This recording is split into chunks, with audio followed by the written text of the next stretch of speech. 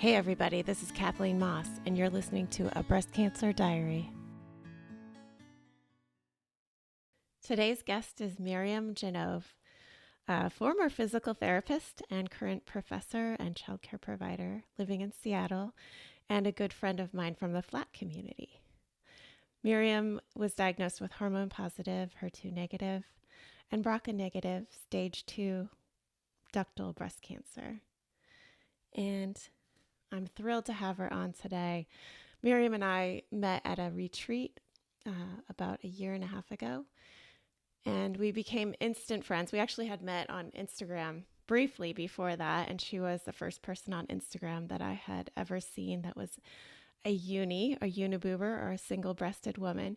So we connected over that. At the time that I met her, I still had a full natural breast myself, and so we were uni sisters when we met, and we just really connected. And we've seen each other quite a few times at breast cancer walks and different events in the last year or so. So can't wait to hear more about your story, Miriam. So the main question I wanted to ask you, that I think has been a huge part of our conversations and the way that I've really related to you, is how breast cancer has changed your career. Could you talk a little bit about the way that it happened and the way that your career changed and adapted to your new life? So I wasn't in treatment from day of diagnosis, and that's fairly typical for breast cancer. I know it's not the way it is for all cancers, but for breast cancer, I was shocked, right? We think cancer is like a big deal, right? There's cancer in my body. We know it's there. Get it out now. Was my attitude anyway.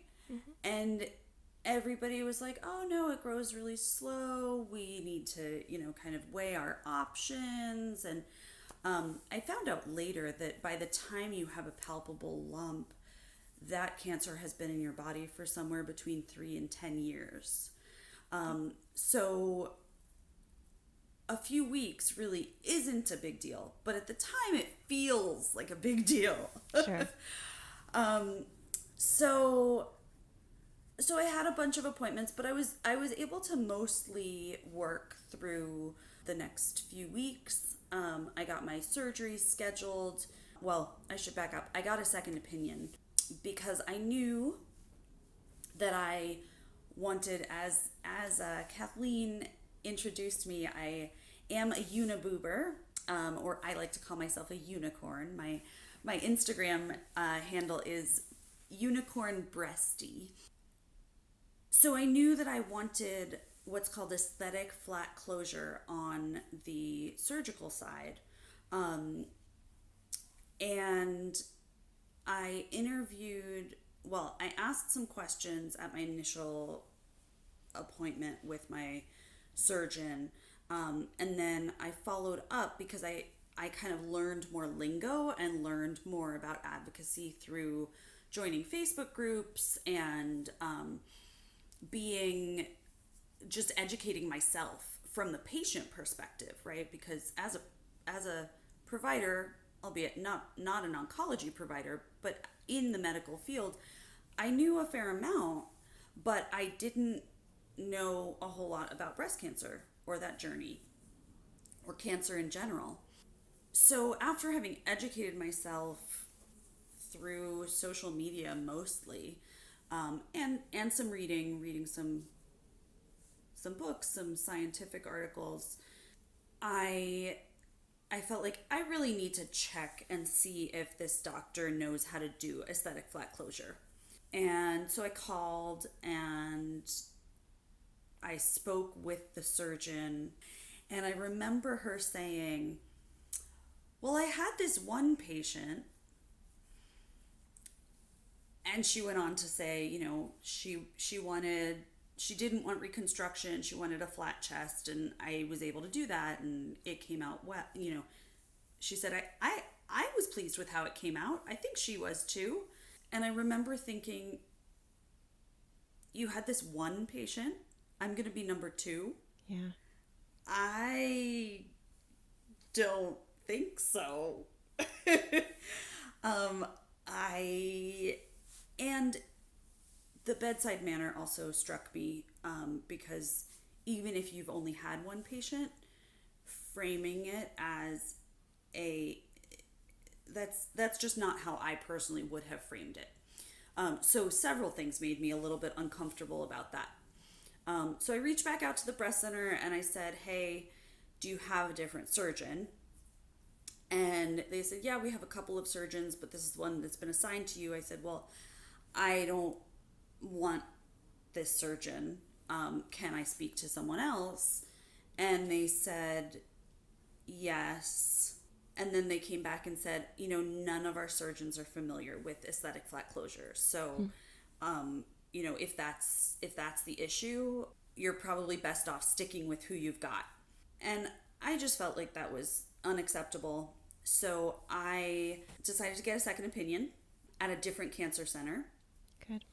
And I went to Seattle Cancer Care Alliance, which is the main cancer center in Seattle. Big research center, treat all different kinds of cancer. Now it's called Fred Hutch or Fred Hutchinson. Oh, at University of Washington. Yeah. Yes, yeah. And they're excellent. I continue to be quite pleased with my care there. So I got an appointment there for about 3 weeks later, which again felt like forever. But I've since learned that that's actually fairly quick, within breast cancer stuff. So I loved that my entire team was all women. It was a setup where you got to meet your whole team, all at the same appointment. So there was the breast surgeon, the radiation oncologist, and the medical oncologist. So the radiation oncologist obviously works with you on radiation. The medical oncologist works with you on chemo or other medications, which I didn't know at the time, but I know very well now. I was very pleased that they were all women. Not a requirement for me, but I just love female empowerment in general. And when I said aesthetic flat closure to the breast surgeon, she was like, "Yeah, that's not a problem." She was so casual about it. And I said, "Well, have you done this before?" And she said, "Yeah, I do this kind of closure at least once a week, Wow. if not more." And that's Seattle for you, right? There are going to be more, my perspective at least, is that there's going to be more people in a place like Seattle who are willing to do kind of alternative things with their bodies, Yeah. than there are in some more conservative or more rural places. So, but that was the answer I was looking for from a breast surgeon. Not, "Well, I had this one patient, but oh yeah, I do this weekly. Like this is my bread and butter. This is no problem. I have no concerns." Like, I was also fairly lucky with the aesthetic flat closure, because my original breast size was not very large. So there was not a whole lot of extra skin and tissue to have to figure out where to put it. And so I'm extremely pleased with how my flat side looks, and healed up.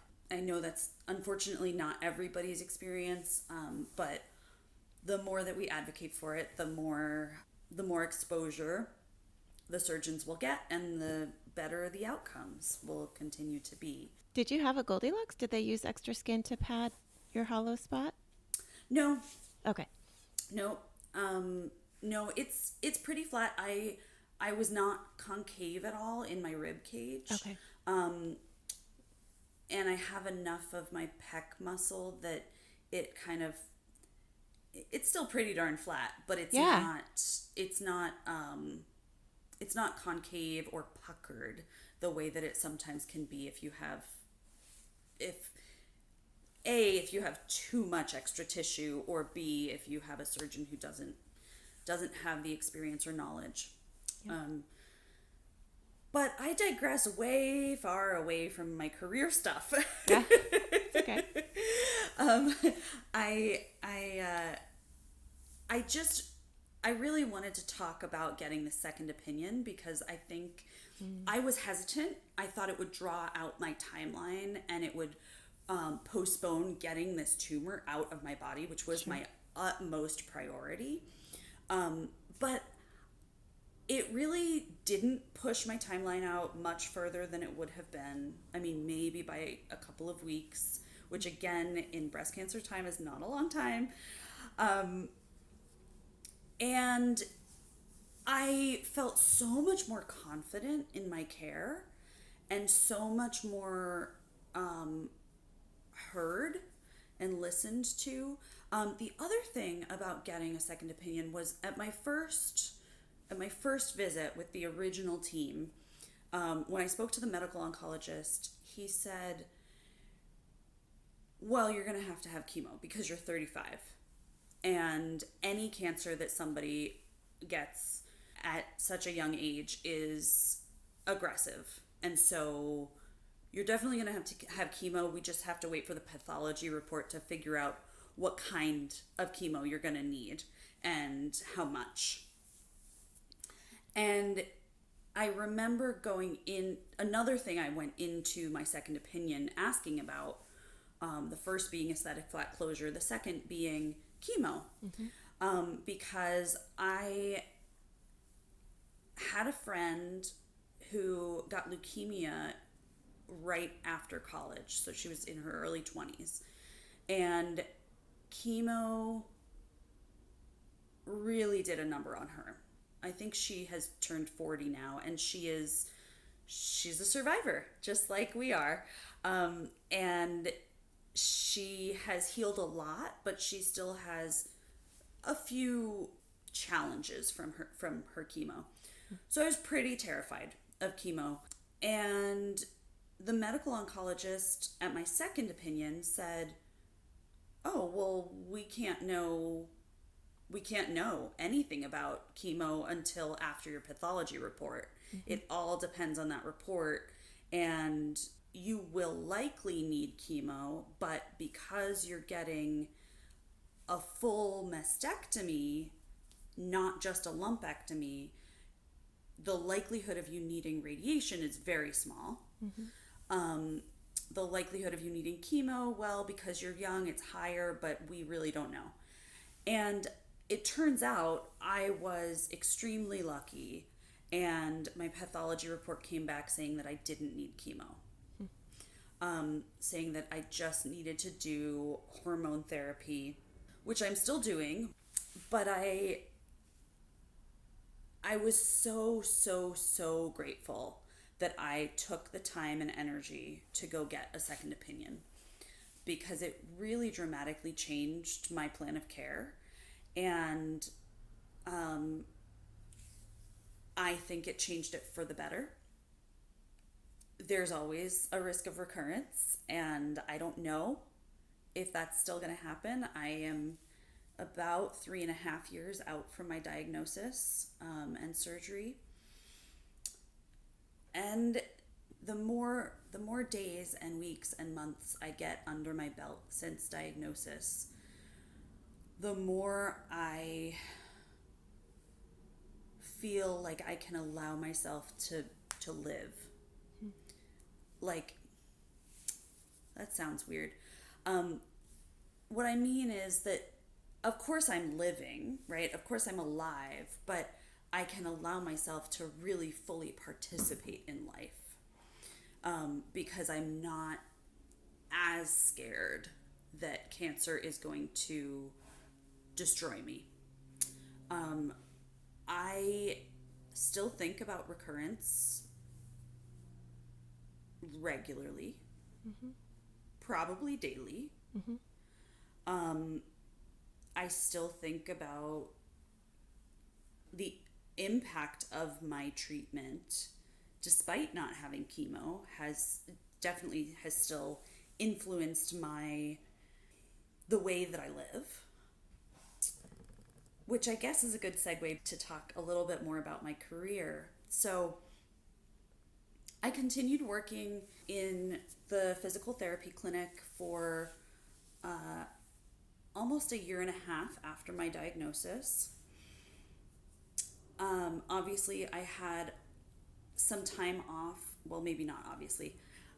Obvious for me because I'm a physical therapist. I had some time off after my surgery because I needed to rehabilitate, right? I needed to regain strength and fully heal and then regain strength before I was able to go back to such a physically demanding job.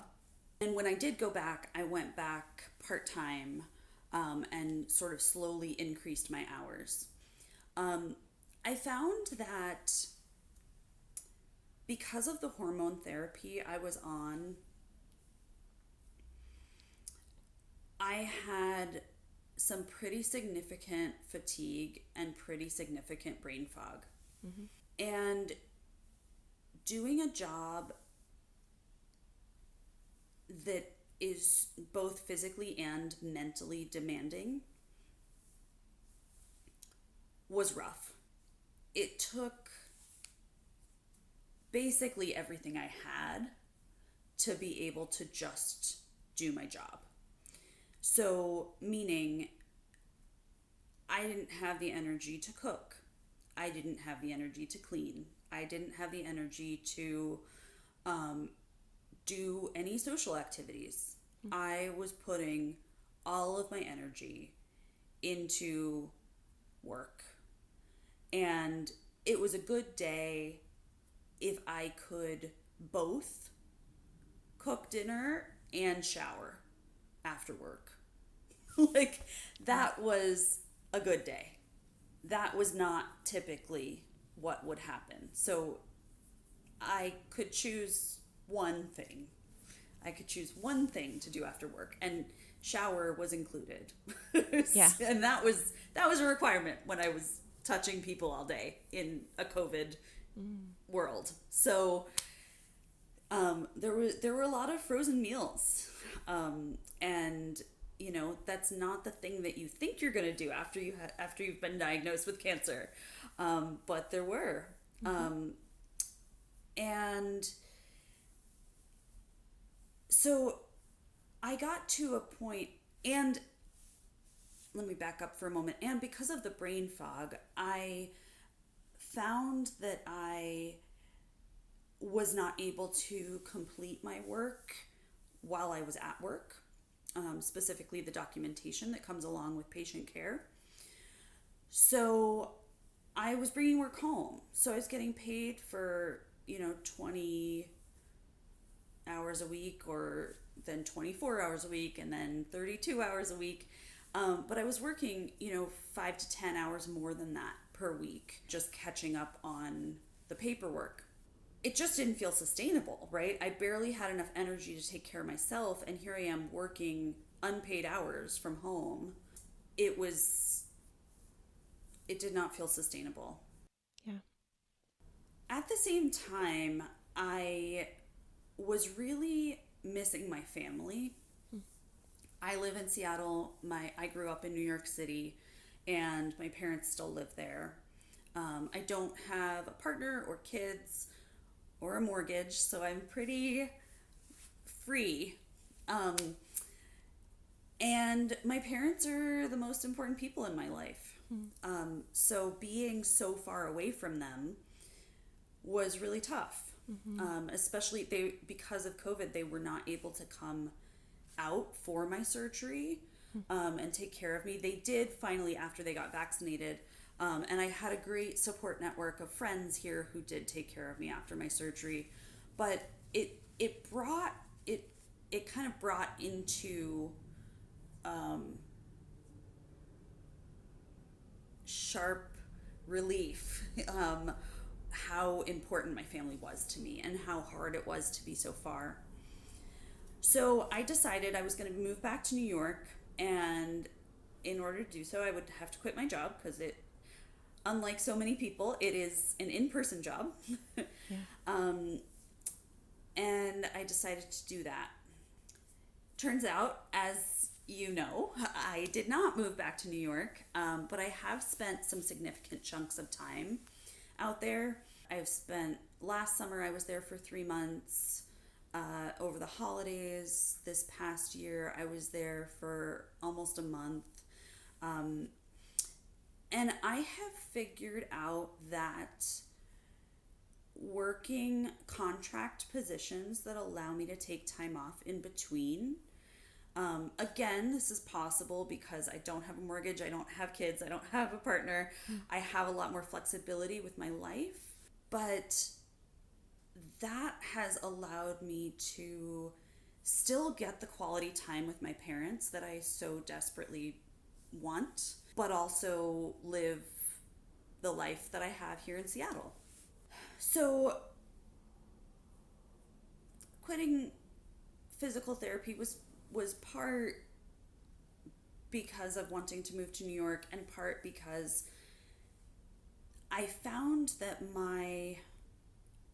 while my empathy for patients increased with this experience of understanding what true fatigue feels like, understanding what true pain feels like,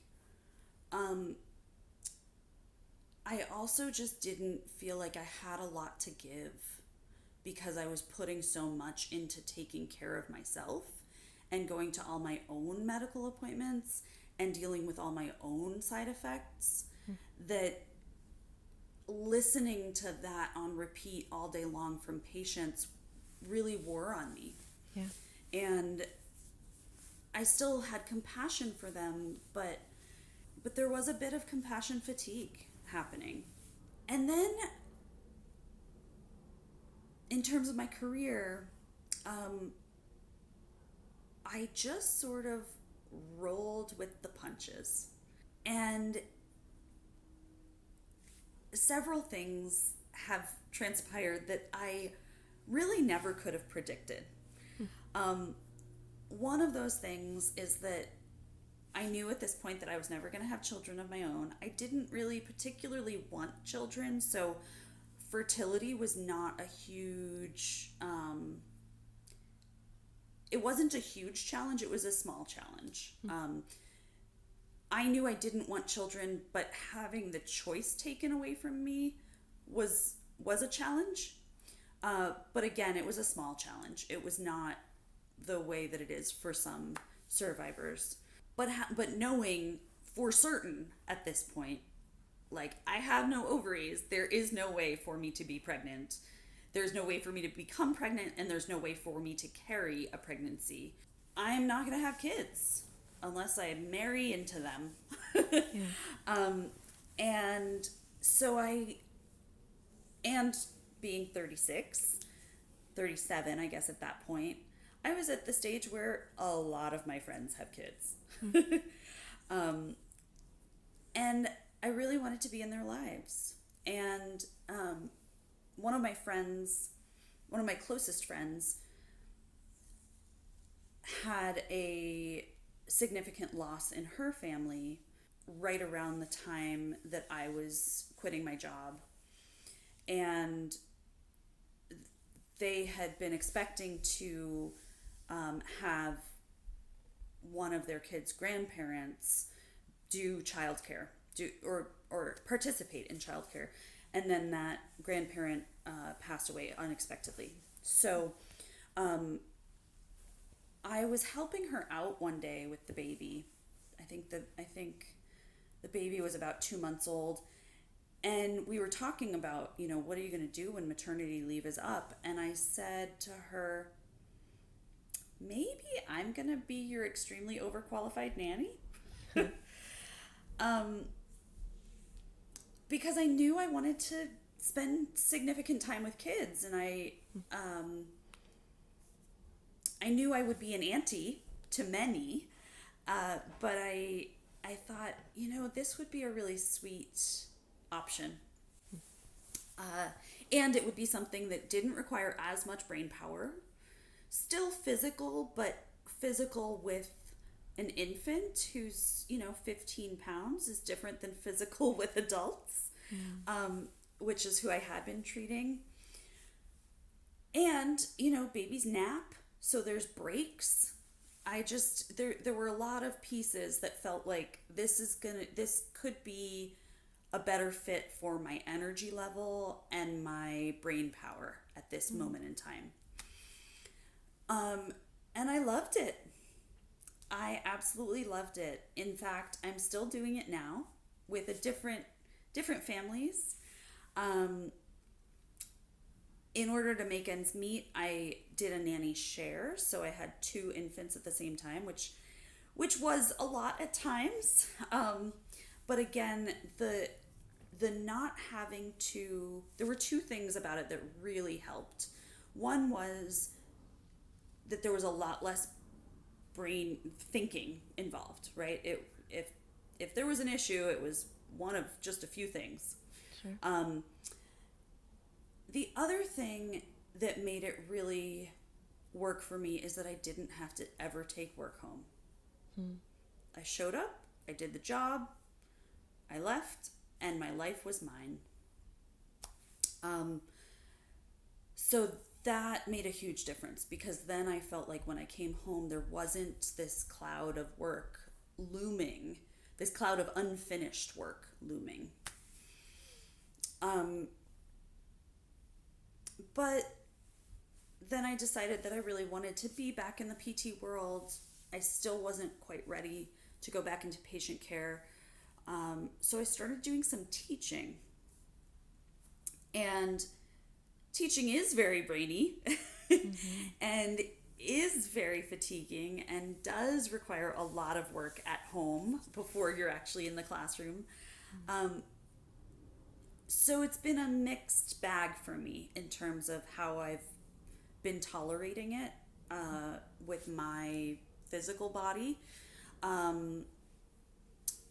But it's been really fun also. So I'm sort of in this in-between place where I love it and it's a challenge.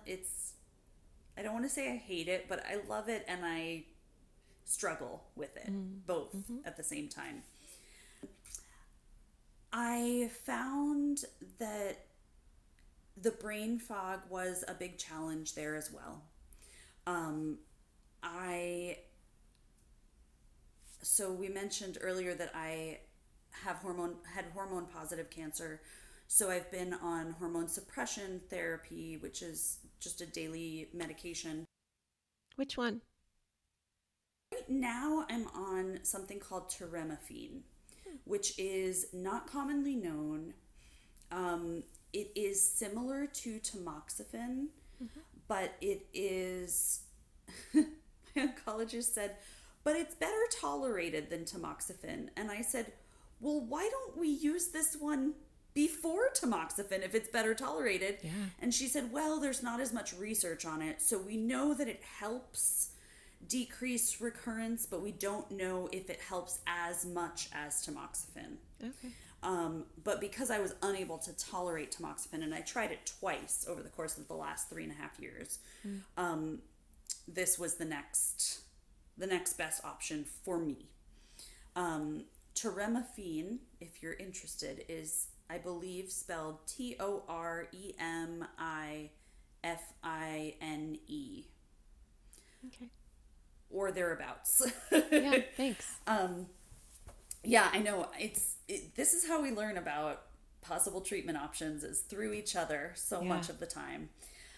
So I'm happy to share my experience. It may or may not be appropriate for you, but it's out there. So yeah, the brain fog, I found was a significant side effect of some of the medications. I was on tamoxifen during my most challenging teaching semester, and there were definitely moments that I was standing up in front of the classroom and I would be in the middle of a sentence and then the sentence would vanish. It would just disappear.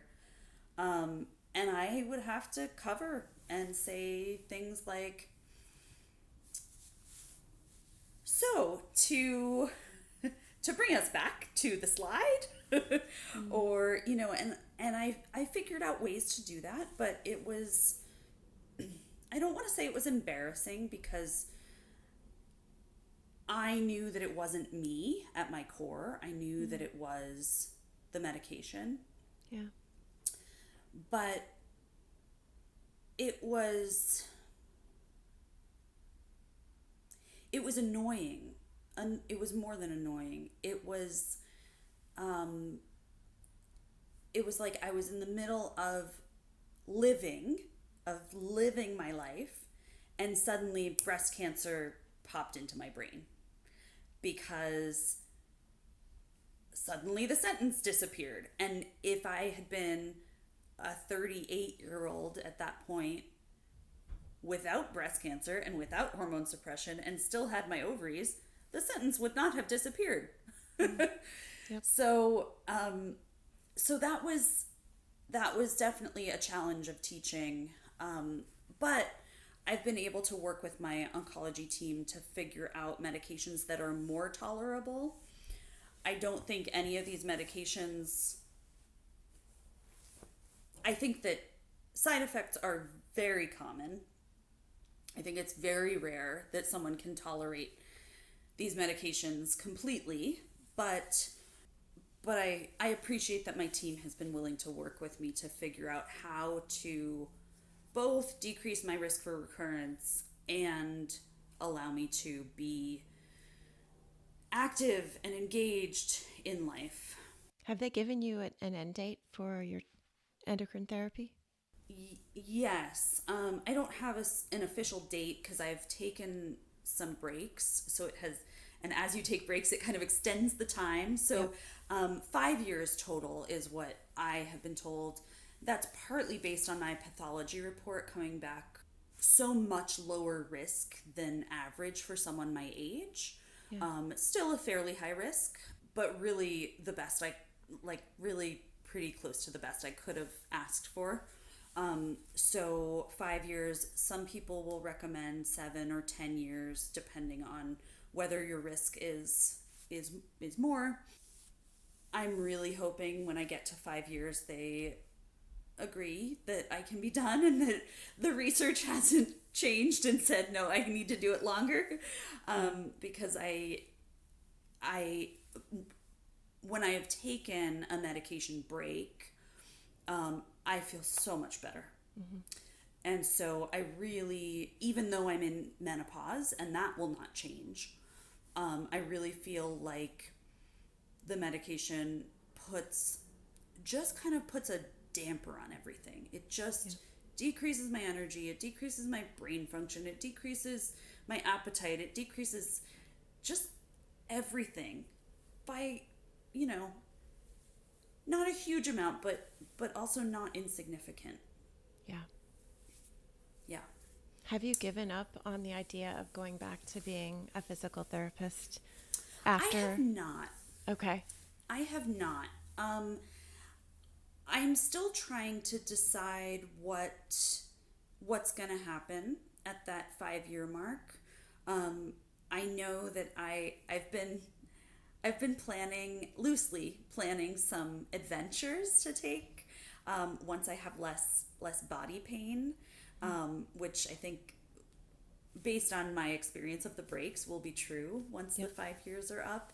I really want to do either El Camino in Spain, or I know there are similar walks like throughout Europe and in New Zealand and Australia. So some friends and I have been talking about celebrating my end of the 5 years by doing a big, like, 2 to 4 weeks of walking. Good for you. And then I also really want to raft the Grand Canyon. So that's on my list to save for, because it's quite expensive. Yeah. And to do after the 5 years are up, when I can tolerate sleeping on the ground a little better. um, but in terms of career, I'm sort of giving myself grace one of the best lessons I learned from cancer is to just allow myself to be in the body that I got, to allow myself um, to both take care of it and appreciate it, and also allow its limitations to be okay. Yeah. Because being I have found that being angry about it or being sad about it, while I definitely still experience those emotions from time to time, I don't want to dwell there. I want to allow my body to have been through this serious trauma and serious, um, confrontation of my own mortality, and not just allow that to be, but actually have some respect and gratitude for the way that it's shifted my perspective on life. I used to really be a workaholic, and while I still have those tendencies, and some might argue that being a full-time childcare provider and a professor at the same time maybe is those workaholic tendencies are coming out again. Mm. um, I am much more, I spend a lot more time than I used to just sitting and watching the wind blow through the trees Yeah.